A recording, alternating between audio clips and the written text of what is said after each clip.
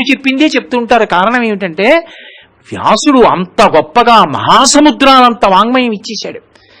అటువంటి మహానుభావుడైనటువంటి వ్యాసుడు రచించిన భాగవతాన్ని ఆంధ్రీకరించిన పోతన గారు కుచేలుడు ఎంత గొప్పవాడో చెప్పారు ఒక పద్యంలో.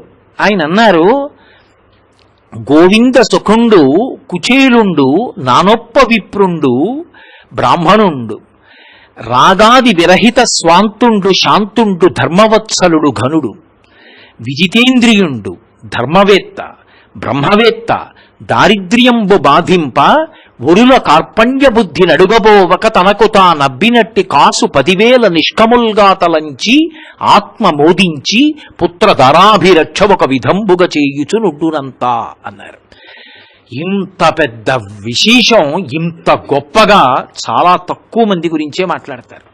ఎంత గొప్పవాడు కుచేలుడంటే ఆయన గురించి చెప్తూ అన్నారు, అనుడు వేదవ్యాస తనయుడు అభిమన్యు తనయ చూచి ఇట్లనియ ప్రీతి గోవింద సకొండు కుచేలుండు నానొప్ప విప్రుండు మానధనుడు. కుచేలుడు గొప్ప బ్రాహ్మణుడు, ఆయన మానధనుడు.